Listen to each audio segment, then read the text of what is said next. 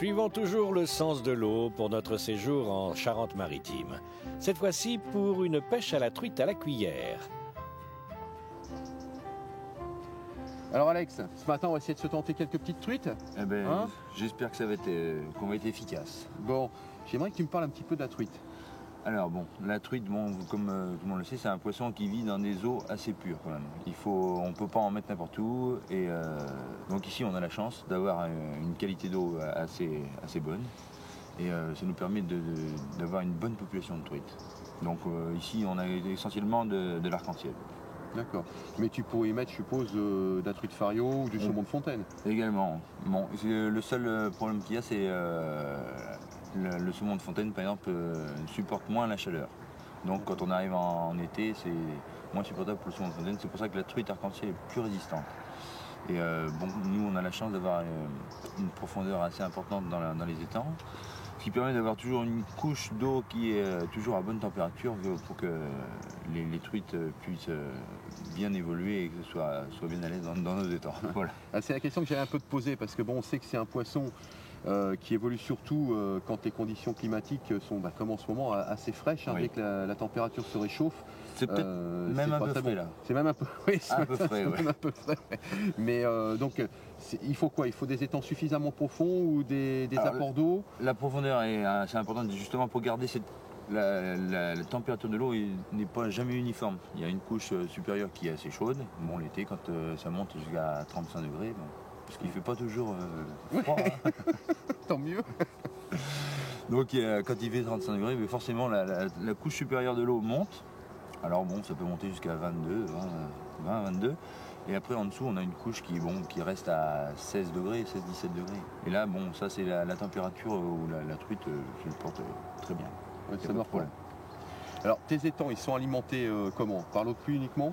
Alors donc on a des cours d'eau qui passent à côté, où on prend de l'eau dans ces cours d'eau et on renouvelle, pas en permanence, mais tous les 2 jours on renouvelle de l'eau. D'accord.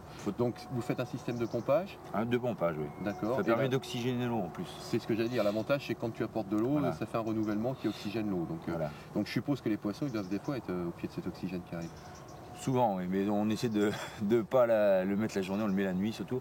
En plus, ce qui se passe, c'est que avec la photosynthèse, les algues produisent de l'oxygène la journée, donc il n'y a pas besoin d'oxygénation la journée. Et la nuit, c'est là qu'il y a, comme il n'y a pas de soleil, il n'y a pas d'oxygène la nuit, il y a justement les plantes qui sont dans l'eau, les algues respirent, donc prennent encore de l'oxygène. C'est pour ça qu'il faut à ce moment-là oxygéner l'eau par ces apports d'eau. Oui, parce que les plantes ont un double effet, d'un côté de la produire et d'autre côté de la consommer.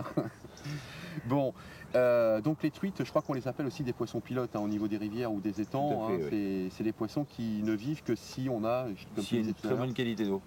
Voilà, tout à fait. Si vous mettez une truite dans un bassin et qu'elle ne tient pas, c'est que la qualité de l'eau n'est pas bonne. D'accord. Bon, donc on ne peut pas creuser des étangs n'importe où, il faut quand même savoir quel genre d'eau on risque d'avoir dedans, après. Et puis dans les rivières, malheureusement, il y a toujours de la pollution, je pense que chez toi c'est pareil. C'est aussi un bon facteur. Tout à fait. Bon, nous, on a la chance ici, c'est qu'on a la rivière qui alimente chez nous là, est assez courte, on n'est pas loin de la mer, donc il y a 40 km, 50 km et tout cassé. Donc la pollution n'est pas très importante là. D'accord. Et puis vous êtes dans une région où il y a beaucoup de restaurants et de gîtes qui accueillent les pêcheurs. Et en plus, tous ces restaurateurs, les 3/4 du temps, sont aussi pêcheurs. J'ai pas mal de clients qui viennent chez moi à la pêche et qui sont des pêcheurs et des restaurateurs. Alors n'hésitez pas, si vous venez dans la région, renseignez-vous au niveau des restaurateurs, ils vous indiqueront les meilleurs postes et en plus vous mangerez très bien. Alors le matériel. Donc, on a pris une canne ce matin de 2,40 m, un petit moulinet, donc ultra léger, puisqu'on va pêcher la truite avec des petites cuillères ultra légères. Bon, rien à dire de particulier, c'est un ensemble qui va aller très bien, qui va nous permettre de lancer des faibles poids assez loin et d'avoir une récupération assez importante au niveau du fil, puisque si on tombe sur des grosses truites, et j'espère que tu vas m'emmener dans les places où elles sont, ne t'inquiète pas. Il faut avoir un moulinet qui soit capable de récupérer assez vite. Donc, écoute, notre palette de cuillères, J'ai mis un peu de tout, hein, toutes les formes, tous les poids, parce que bon, on aura peut-être possibilité d'être obligé de pêcher, bon, on va dire avec des cuillères, on va dire un petit peu plus légères, hein, de ce type-là, hein. Donc qui sont un peu en imitation de feuilles, hein, qui sont pas très lestées, mais qui ont un avantage de bien tourner, et elles sont terminées, comme tu peux le voir, avec, avec un petit pompon, hein. Donc ça, c'est une petite mouche à l'arrière, hein, c'est ça, hein. Donc bon, bah après on pourra, c'est vrai, monter sur des cuillères à peu près de ce style-là, hein, si on veut, hein. Gros, donc voilà, c'est plus gros, parce que bon, si on a des trucs qui font un peu plus d'1 kilo, il faut quand même leur montrer qu'on est capable de leur donner quelque chose à manger. Et puis on a des aglias aussi, hein, donc ça c'est imitation un petit peu truite arc-en-ciel, comme tu disais tout à l'heure, hein. Donc et puis il y en a une qui est pas mal aussi, parce qu'on sait que la truite elle est friande de vairons, hein. Donc celle-ci, hein, donc tu vois, donc alors avec une palette argentée, hein, qui peut être aussi dorée suivant la couleur de l'eau, et il y a une imitation vairon derrière, et je peux te dire que ça marche très bien, c'est-à-dire que quand on le voit nager, on a vraiment l'impression que c'est un petit banc de poisson, c'est un poisson qui suit un autre poisson devant pour le manger. Et puis en plus c'est bien armé. C'est bien armé. Il y a deux hameçons, exactement. Un triple et c'est un simple l'autre. Oui, c'est un simple devant, oui, tout à fait. Hein, et puis tu vois, il y en a un qui est dessous et l'autre qui est dessus, hein, de façon que...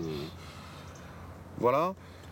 Donc la pince, parce que bien évidemment, pour essayer de faire en sorte de ne pas les abîmer, hein, pour sortir le poisson. Et puis alors la dernière chose, l'épuisette à truite. Alors tu as vu, elle est très souple, hein, parce que ça permet de pouvoir l'accrocher dans le dos, de se déplacer partout, elle passe partout, elle est vraiment très bien.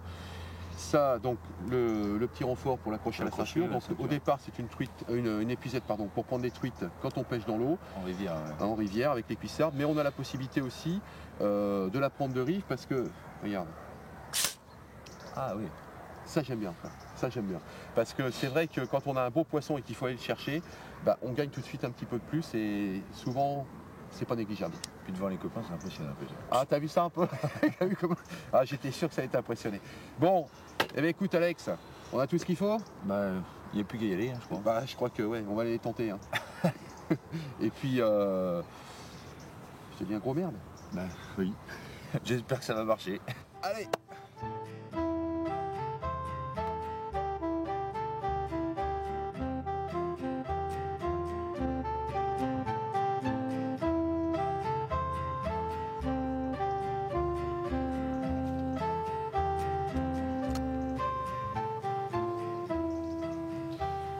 Bon Alex, nos craintes de ce matin étaient fondées, hein? Bah je crois, oui. Pour l'instant, on n'a pas eu trop de chance, hein. Ça fait déjà pas mal de temps là qu'on essaye, hein, mais apparemment elles sont pas mordeuses, hein. Ouais, mais là, bon, on voit que le temps s'est vraiment dégradé. Il y a beaucoup de vent, il y a beaucoup de nuages.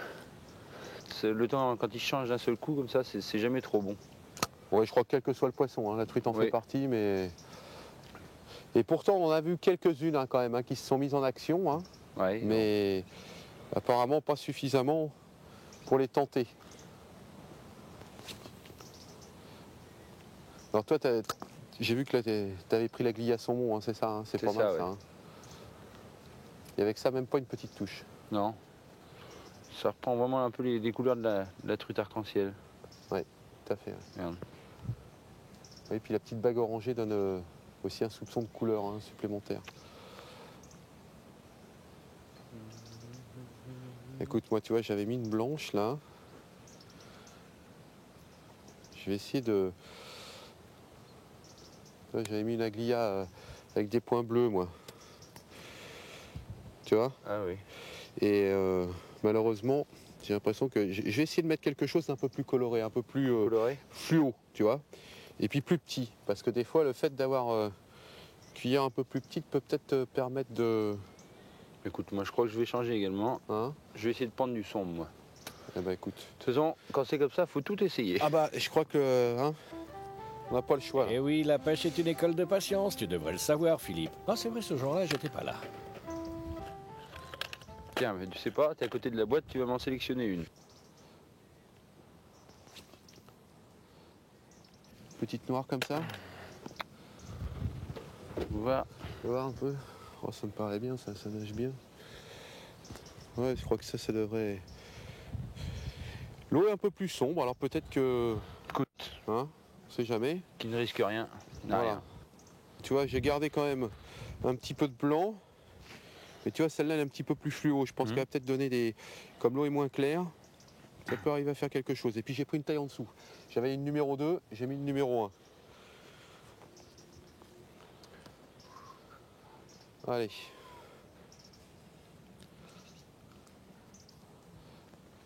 Peut-être essayer un peu sur le côté, là. Celle-là, elle est beaucoup plus légère. Alors, je vais la laisser descendre un petit peu. Parce que quand il n'y a pas d'activité comme ça, hein, elles ont tendance à être sur la couche en dessous. Hein. Calée au fond et puis elle bouge pas. Hein. Si la cuillère leur passe juste devant le nez, peut-être que... On va les décider.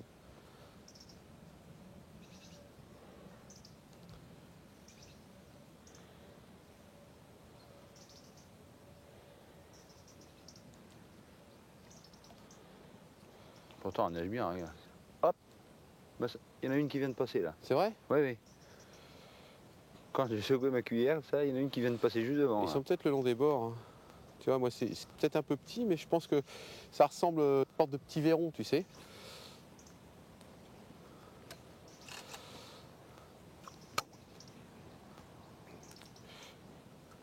Bon, alors écoute, moi, ce que je te propose, je réessaye encore une fois, là. Puis si ça va pas, je vais monter autre chose, tu vas voir. Parce que je sais que tu avais pris des verres, au cas où. Et je pense que tes verres, je vais m'en servir. Alors, je te promets pas que ça va marcher, mais... Oh, elle risque plus que nous. Hein.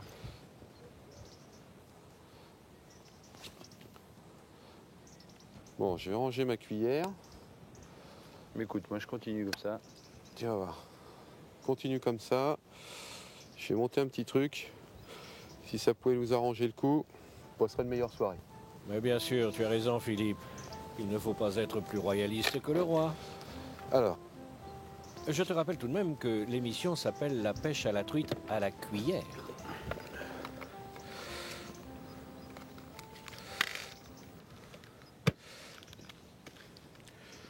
ce que je vais faire, on va poser la canne. Alors, je vais prendre 2-3 petites chevrotines. Bon, des chevrotines, tu vois, j'ai pris 1,5 g, hein, que je vais fixer au-dessus donc, du nœud qui se trouve au-dessus des mérillons. Donc, on les serre avec les dents. Il y en a qui les serrent avec les pinces. Ouais. Bon, pour l'instant, mes dents sont encore bonnes. On va continuer comme ça.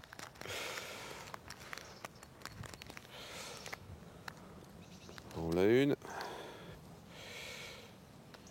Il faut que tu te Une fondes, deuxième. Pour pouvoir lancer quand même. Voilà, c'est ça. Je pense qu'avec 3, ça va me donner 4,5 g. Bon, ça va me permettre déjà de lancer et puis de descendre le verre. Hein, je pense que tu vois un petit peu déjà ce que j'avais prévu de faire. Je pense.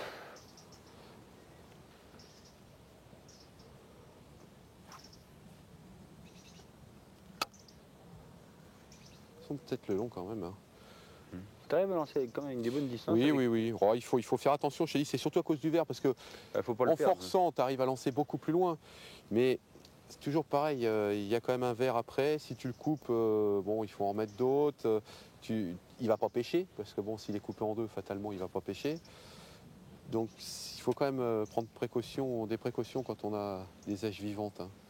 Bon, sauf, c'est vrai, si on avait des verres de farine ou des teignes, Plus solide. bon, c'est plus costaud. Hein, donc là, les vers de terre ne sont pas toujours aussi solides qu'on le pense. Par contre, c'est vrai que c'est des super... Ah, J'ai raté. tu l'as raté? Ah oui, je pense.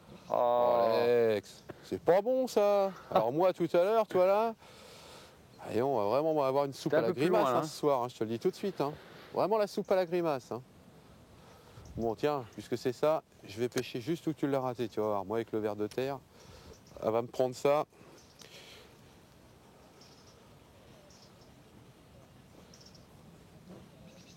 Je vais essayer de rester un peu au fond, là, juste pour voir si des fois... C'est vers là. Une dizaine de mètres là.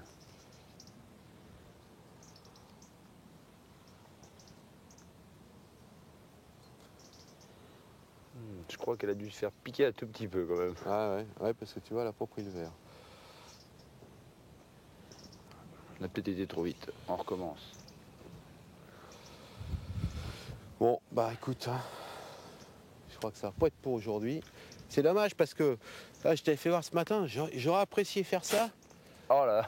T'as vu? Je veux dire, c'est quand même magique. Hein. Je t'aurais attrapé le poisson là. Bon bah écoute Alex, hein, je crois qu'on va être obligé de ranger. Et puis. Écoute, je ramène mes cuillères. De passer à la boucherie. Ah oui, je crois qu'il y a que ça à faire. Et puis je crois que ce soir, à mon avis, on est bon pour non seulement préparer à manger, faire la vaisselle et mettre la table et puis rien dire. Parce que si on va avoir une chance de passer inaperçu, je crois que c'est le seul moyen. Ah, j'ai peut-être quelque chose qui va aider, c'est que le boucher, c'est juste à côté de chez le fleuriste. Eh ben tiens, ça c'est une bonne idée. Je crois que, écoute, hein, on range, on fait toutes notre petite course comme ça, et puis je crois qu'en rentrant, on aura le sourire. Ok. Hein? Allez. Mais non, Philippe et Alex, j'ai une meilleure idée pour vous. Je vous donne rendez-vous dans un excellent restaurant de La Rochelle, la Tchonga, pour une recette d'esturgeon. Esturgeon à la pipérade. Et regardez comment le chef prépare la pipérade.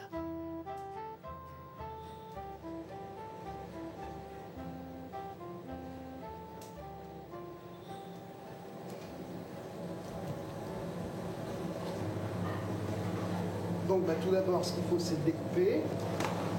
Ah. Magnifique poisson. Ah, il est beau.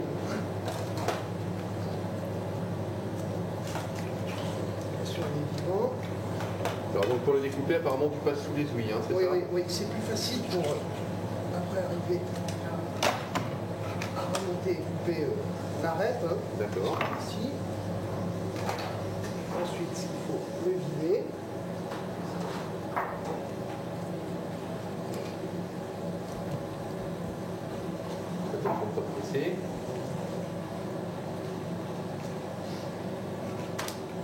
Voilà.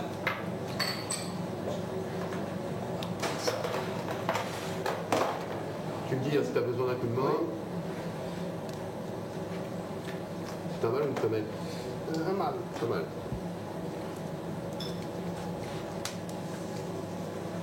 Parce que là, il y a la laitance. D'accord. Voilà. Alors on leur met sur le plan de travail. Voilà. Et là tu vas donc découper Des dards. des dents. Alors, on va le mettre dans ce sens. Je vais sortir un petit peu si tu veux. Voilà. Voilà.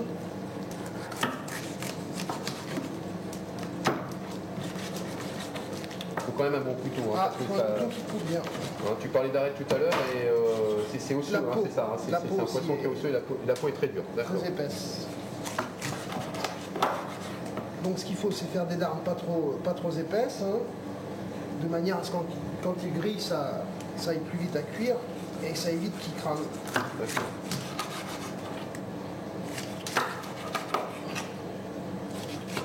Alors là, ça serait un plat pour combien de personnes? Oh, 6 personnes. 6 personnes. Ah oui, là on peut faire 6 personnes.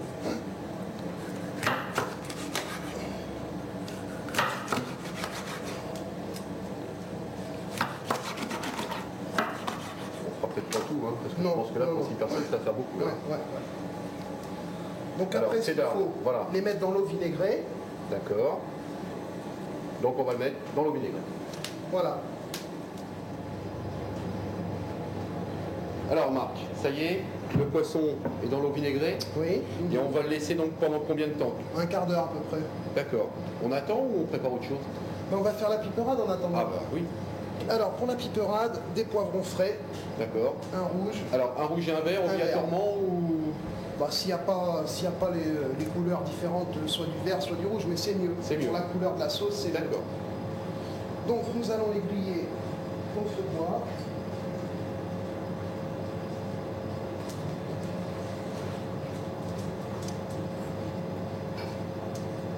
Donc, On bien laisse les laisser- griller comme ça quelque temps ou on peut préparer autre chose pendant ce temps-là ou pas? Bah, vaut mieux les survivre parce que ça va quand même assez vite. Hein. D'accord.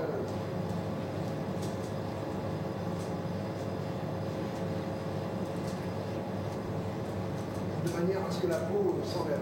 D'accord.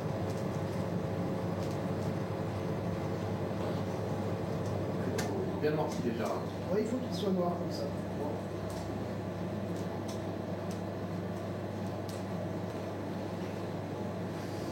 Donc là, ce qu'on va faire, on va monder les tomates. On va? Monder les tomates, c'est-à-dire Ah. enlever les pépins. D'accord. Tiens, je vais prendre le petit récipient. Toujours, pas de problème. Donc pour monter les tomates, Ah oui, ça je suis enlever le curieux. Alors va tubercule, doucement parce que je voudrais bien voir ça. Hein. une petite croix dessus pour que la peau se lève dans l'eau chaude. D'accord.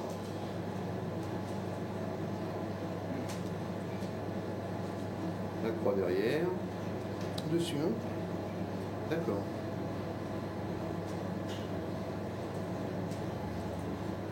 Alors ça, quand Voilà. tu vas les mettre dans l'eau chaude, les pépins vont automatiquement Non, s'enlever. non, non. La peau va se décoller. Oui. Ensuite, on enlèvera la peau et on les pressera à la main pour enlever les pépins. D'accord. On va plonger les tomates, pas de problème. Donc ça, c'est de l'eau chaude, hein, tout Oui, simplement. voilà. Donc il suffit de les plonger quelques secondes. Hein.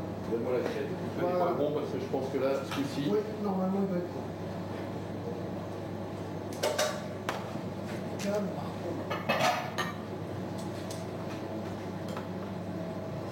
Une assiette, on va les laisser refroidir un petit peu. Oui, parce que c'est la question que j'allais te poser. Maintenant, comment faire pour retirer la peau sans se brûler, hein? Alors voilà, donc, ce qu'il faut, c'est attendre un petit peu que ça refroidisse. D'accord. Donc tu commences par les Voilà, tomates. en attendant, on va faire les tomates. Hop, Vas-y, je te tiens. donc Je suis là la pour tomate. t'aider. Hein. Oui, la peau s'enlève D'accord. toute seule. Hein. Oui, c'est vrai que c'est fantastique ça. Ben, dans beaucoup de recettes comme ça, on demande à ce que là, un petit coup dessus.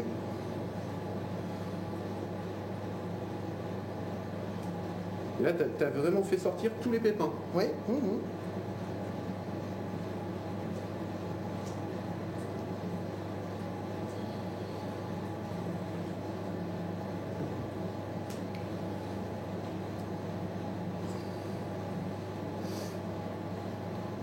Là, bon, alors ce qu'il faut, les poivrons, Ils sont refroidis maintenant. on peut les travailler. Ouais. Ouais. D'accord.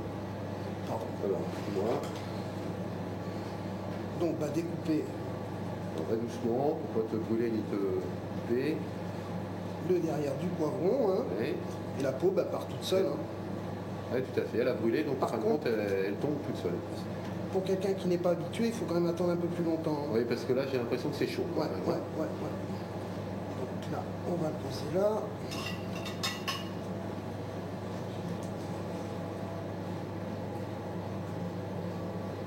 Donc, pareil pour le vert. Là. On va emmener tout ça en même temps. D'accord. Donc là, j'ai nettoyé mes poivrons. D'accord. Alors, ce qu'on va faire, on va prendre le petit couteau d'office. Pour enlever les pépins. Tiens, si tu peux me passer. Pas de problème. Là, toujours pareil comme la tomate, quoi, hein, parce que c'est pas agréable et c'est pas bon. C'est le plus. Voilà. Donc là, je vais tailler les poivrons en lanière. Donc, ce coup-ci, on passe sur le diamètre supérieur au niveau du couteau. Voilà. Je sais pas si tu vois avec un grand couteau comme ça le long de tes doigts, là.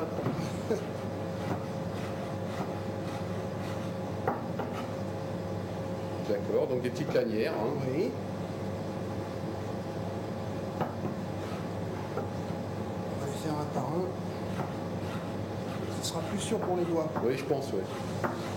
C'est pas dommage qu'on ait les doigts à l'esturgeon à la place d'avoir la recette de l'esturgeon à la Biprave. Hein.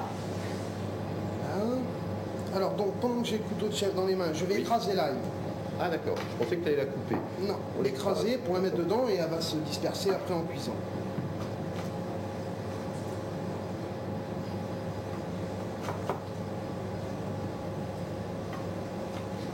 On va la mettre sur le côté. Tiens, le couteau par là-bas. Même. Donc ben, on va passer à la cuisson de la piperade. D'accord. Donc il nous faudra du persil plat, du romarin, du thym, du laurier et avec l'ail. Alors de l'huile d'olive. Oui, bon bah faut mettre quand même un petit fond, quoi, pas trop non plus. D'accord. Donc là, on va faire revenir les poivrons en premier, ensuite les tomates, l'ail et les herbes.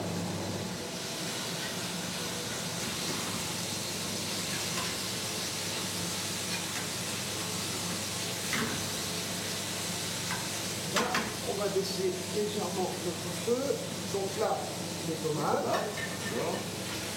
Et en plus, les tomates, c'est plus tendre, donc il vaut mieux les incorporer quand même après. Si on aurait... Oui, oui, oui. Après. Oui. Là, donc là, Et là, on va les laisser combien de temps là? on peut les laisser une bonne demi-heure.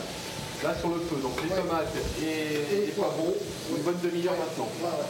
D'accord. Et une demi-heure après, tu vas incorporer donc l'ail qui reste. Voilà.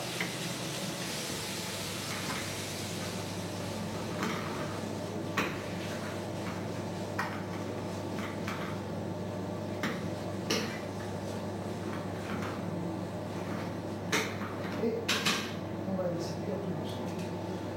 Voilà. Ça sent très bon déjà. Merci. Donc là, on les sort, c'est ça, oui, le vinaigré. oui, On oui. met dans une assiette. Voilà. On les laisse bien égoutter.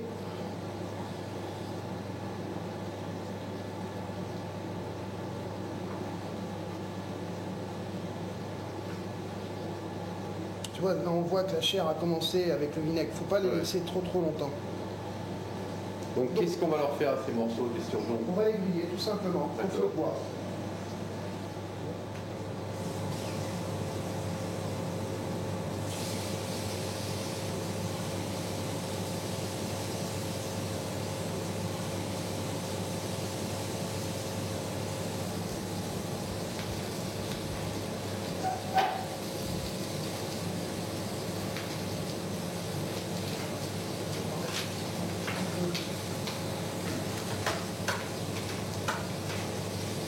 Comme c'est une recette du midi, quand même, il faut Ah, c'est rondeur. un huile d'olive.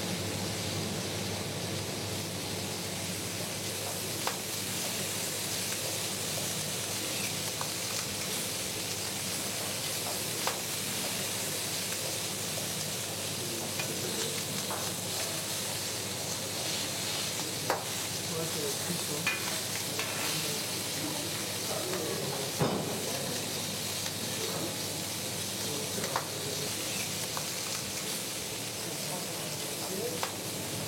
Donc 10 bonnes minutes de chaque côté. Ah oui, oui, oui. Voilà.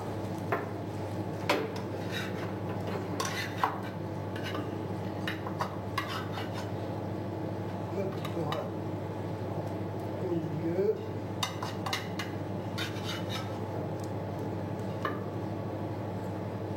Voilà. Là, donc un citron.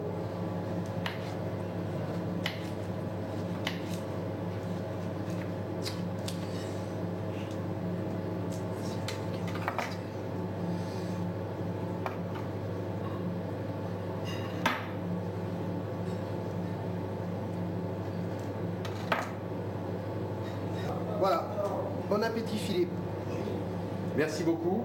Et puis je te dis à très bientôt parce que cette fois-ci, je crois que ce sera pour une pêche en mer.